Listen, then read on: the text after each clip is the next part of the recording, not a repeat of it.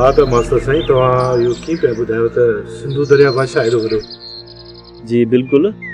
चवनि था त पंहिंजो सिंधु दरिया बादशाह हो जेको सिकंदर बादशाह सां बि विढ़ियो।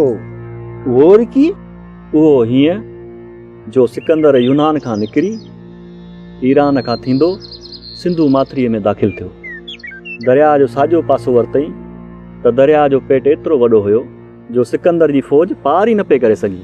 ॿियो त फ़ौजूं हली हली थकिजी पयूं हुयूं। हा साईं, यूनान खां मुड़ुस हलियो सो ज़रूर फ़ौज तो थक बि न। 7 विलायतूं खटियूं हुअसि। हा, हिते पहुची हिकु त फ़ौज थकिजी पई ऐं ॿियो साम्हूं पाण वारो दरिया न उकिरी सघिया।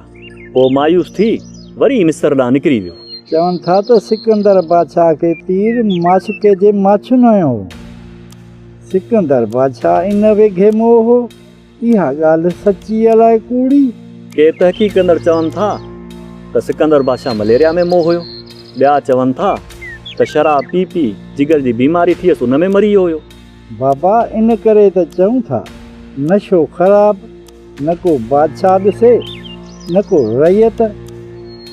ॻोठ त ठहियो पर बादशाह ई बर्बादु कयो छॾे। मास्तर इमाम बख़्श जहिड़ियूं ख़बरूं कामरेड खमीसे वटि बि घणियूं आहिनि। हा दादा, जाम इल्मु आहे हुन वटि, जाम शाइरी हाणे ख़बर आहे। शाइरी गवाह जी कंदो। हा अॻे हर साल ईंदो हो पर हेल कामरेड बि देरि करे छॾी आहे, आयो ई कोन। कामरेड खमीस स्टालिन जा क़दरदान खोड़ आहे, हुनखे हेॾा छॾनि ते हेॾा अचे न।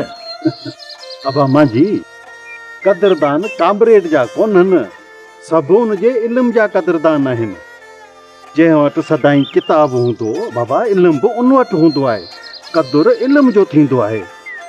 ईअं मास्तर साहब? हा ईअं त बिल्कुलु आहे। इल्म ऐं अख़लाक जो क़दुरु आहे। पर दादा ॿी ॻाल्हि त ॿुधो, हेल साल त पाण वारे ॻोठ जो पाण वारो माइट काको वलीदाद बि कोन आयो आहे। वलीदाद कहिड़ो? इहो मधुबाला वारो। आओ आओ, इहो मधुबाला वारो वलीदाद। वीचारे के ही छोरा सॼो ॾींहुं सताए पिया चरियो कंदा आहिनि। दादा वलीदाद चाचो बिस्मिल अॻे कॾहिं ॾाहो हो जो असीं हुनखे चरियो था कयूं। अरे अबा वलीदाद, उहो वलीदाद तव्हां ॾिठो ई कोन हो। नाले चङा अबा कीअं हुयो वलीदाद बिस्मिल? बसि अदा ॻाल्हियूं न पुछ। चवंदा न आहिनि इश्क निपट नांग, ख़बर खाधनि खे पवे।